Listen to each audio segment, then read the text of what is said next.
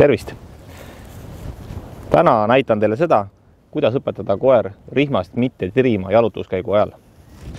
Ja tegelikult on see väga lihtne harjutus, aga vajab rihma, maiust ja koera. 3 asja ja nendest piisab. Mul on rihmad olemas, koer on ka siin. Veel panen maiused, võtan näpu vahele ja näitan teile siis harjutust.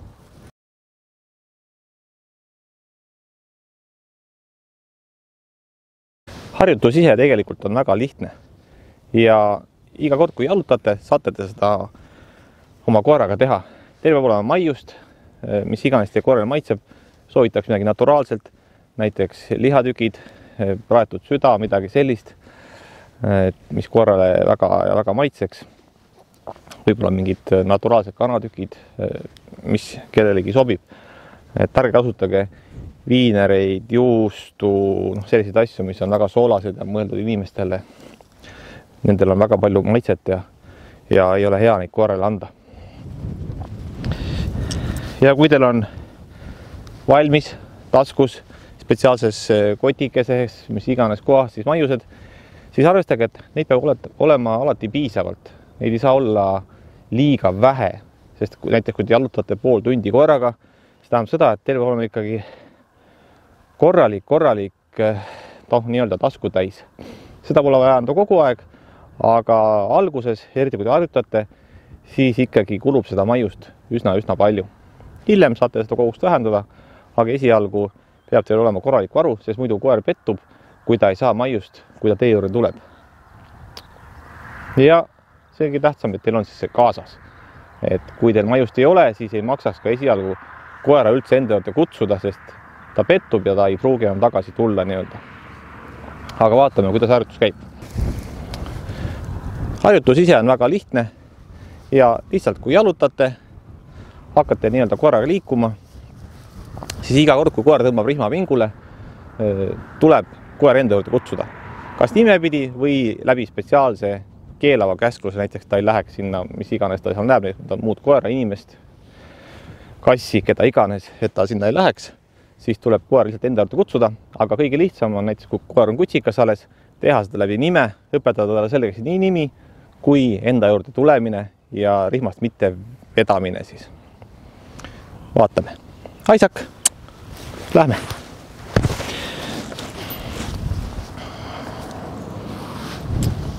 Üks asi on veel.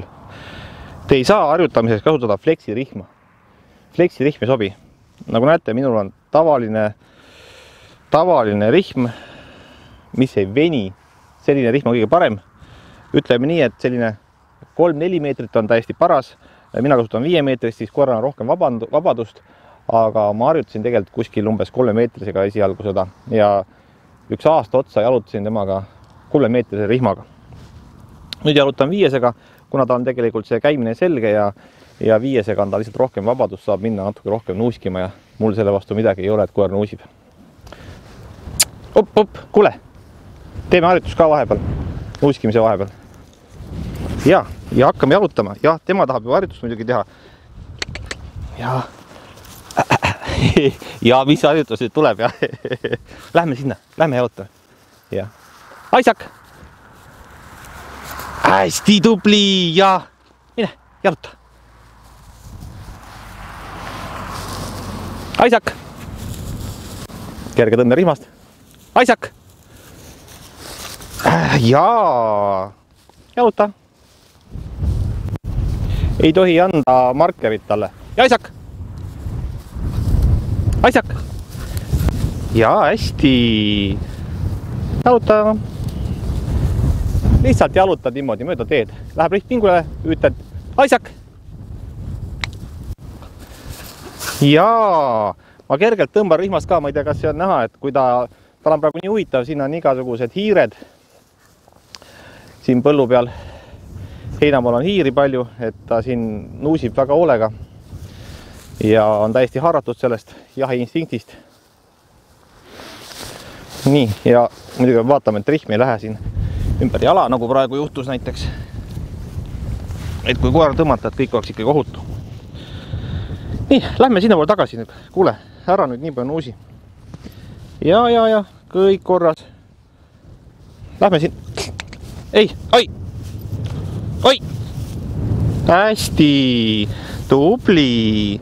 Jaa. Lähme.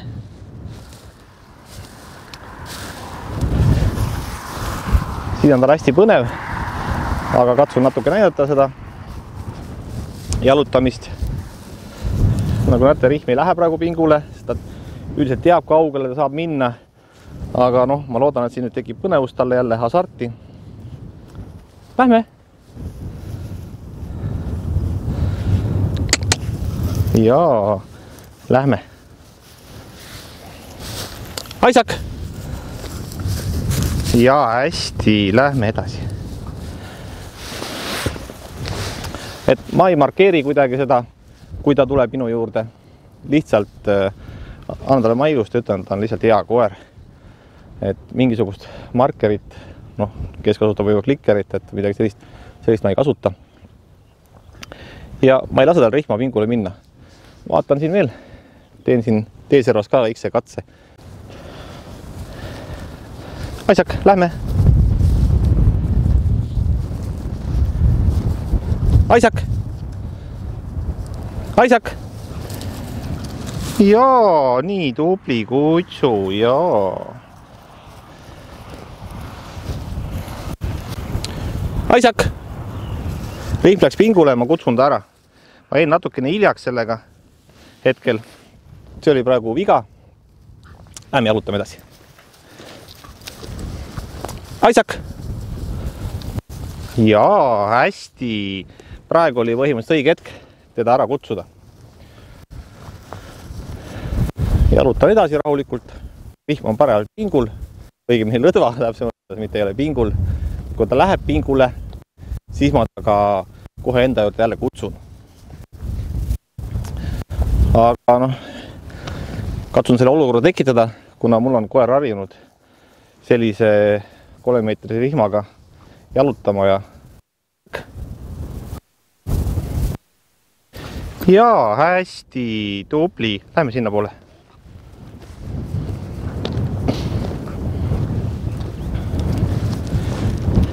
Aisak! Jaa, hästi. Rihm on pahasti. Oota. Rihma alati ära võtta, et see kuidagi ei oleks ohtlikult koerale, kui rihma on vaja tõmmata.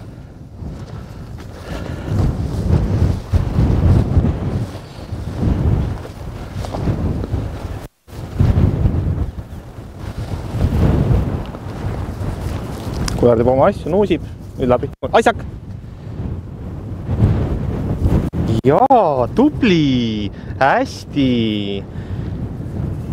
Siia! Jaa, hästi, super! Pum-pum!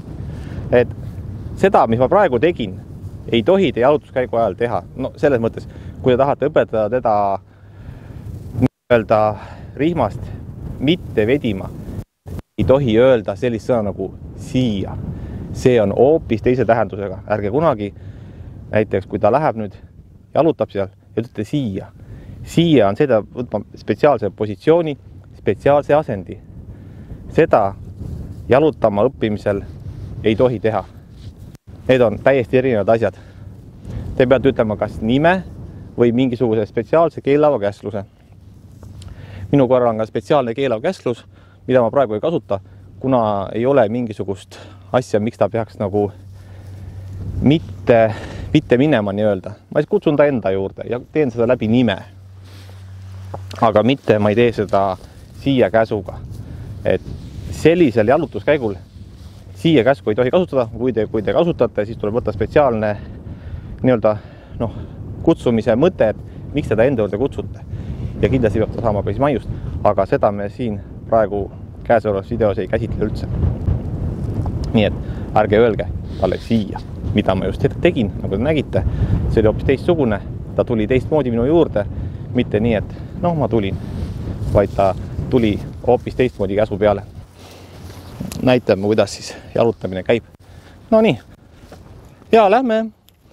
Hästi. Aisak!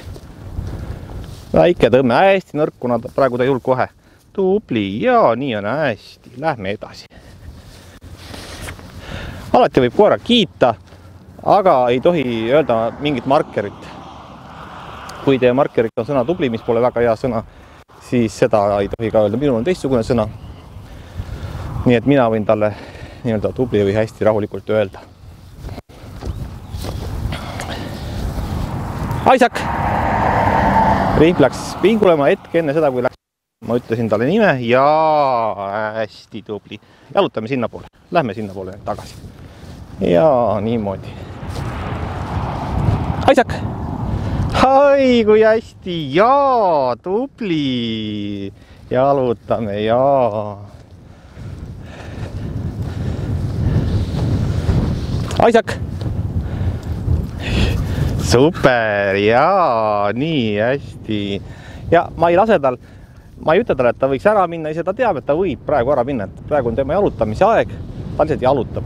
Ja noh, ma praegu ei satu ka stressi, kui mul rihm natuke pinguma läheb, et täitsa rahulikult.